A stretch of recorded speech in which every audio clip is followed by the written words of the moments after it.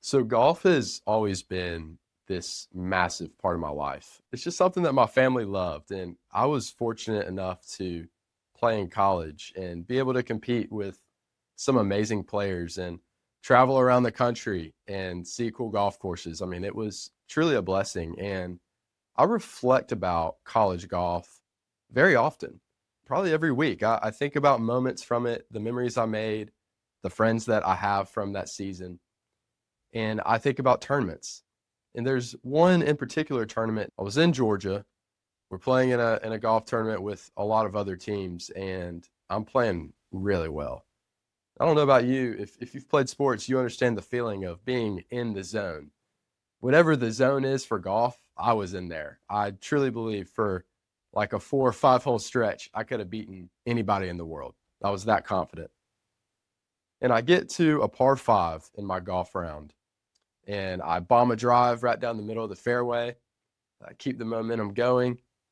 I get up to the ball, assess the shot, do the whole pre-shot routine, and I have 250 yards to the pin. For me, that is a perfect three wood. I don't really hit it that far as all these other big time golfers, but I hit it pretty straight, and that's a good three wood for me. And I'm very confident. I pull out the three wood. I'm about to hit the shot, and then all of a sudden, my eyes start to wander. I noticed the left out of bounds. I noticed the big bunker right of the green. I noticed the huge tree to the right of the green that's kind of slightly blocking where I'm trying to hit it. And all these doubts start creeping in of, ooh, okay, I got a pretty good round going here. I don't want to mess up. How about how about I just lay back? How about I just smooth an iron, hit a wedge on the green, see if I can make birdie. Probably will make a par. I just definitely don't want to make a double or a bogey. And so I throw the three wood back in the bag. I pull out the iron and I do just that. I end up making a par on the hole and keep the round going. And par's not all that bad. Don't get me wrong. A lot of people, a lot of people would kill for a par. Golf is hard. But I had the opportunity to make an eagle. I had the opportunity to make a birdie. I had the opportunity to keep building on momentum. This is a very small story of my golf career that is a much deeper regret. And it's this for me. When I look back at my career, I'm done now. I'm 23, I'm married, I'm working, I have a life to live. I don't play much golf anymore. And when I think about the season where I did play competitive golf, I have a lot of regret, truthfully, because I played not to mess up. I played for pars. I played not to make bogeys. I played not to make doubles. Instead of, hey, I have this talent, I have this gift. Let me take some risk and try to make some birdies. Let me go see if I can make a couple eagles. Let me see if I can win a golf tournament because that's what it takes to win, is going for it. And I look back now in the seat that I'm in, and I play no competition, and that chapter is just closed, and I'm never getting it back. And I feel it right now in my soul of this sadness of, man, if I could just go back in that fairway and pull out the three wood and rip it right at the green and do that for 1,000 more scenarios where I played it safe in golf. Man, I wish I could, but I can't. I'm going to be 80 years old one day. Hopefully, Lord willing, I'll be 80 years old and I'll be able to reflect on the life that I'm living right now. And I understand something. I think about death often, and I think that's actually a good thing because it gives me a perspective that this life will end one day. And the decisions that I make right now mean something.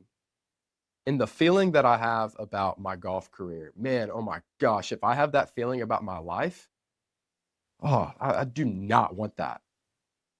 When I'm old and gray one day, I want to look back and say, I went for it. I identified the eagles, the birdies in my life and decided to go for it. This has looked like for me a couple of things. When I was in college, I was dating this girl, and I've been dating her for a while. We actually started dating in high school.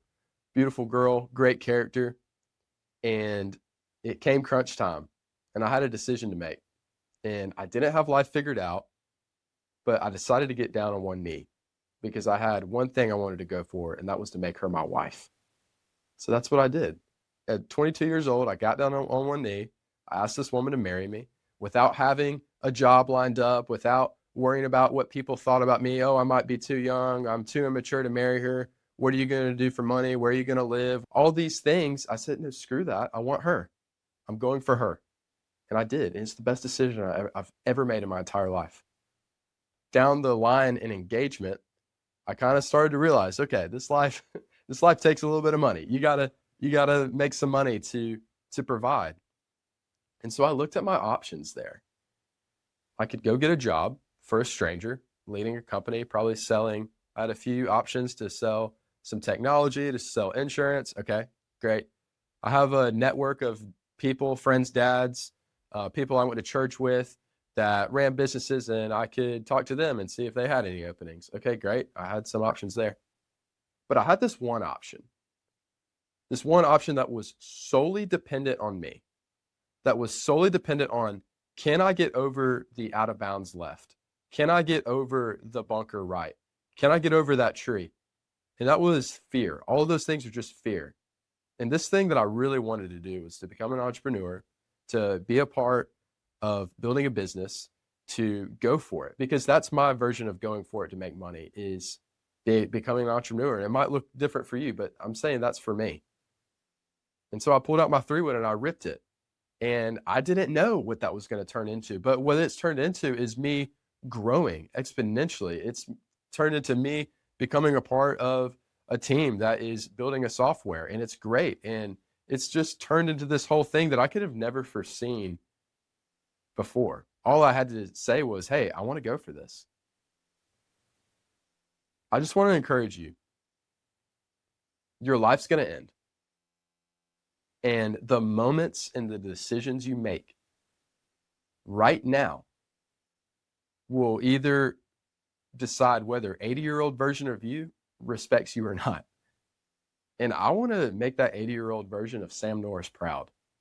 I want him to look back and be like, hey, that kid was wheeling and dealing. He was going for what he felt called to do. So just go for it. Screw fear. Screw what people think. In 100 years, no one is going to remember you. Sorry. No matter how special you are. And so we only have this short period of time, and use it wisely. Time is our greatest asset. Use it wisely. Go for the things you want to go for. Identify what that is in your life. Trust me, it'll be the best decision you've ever made.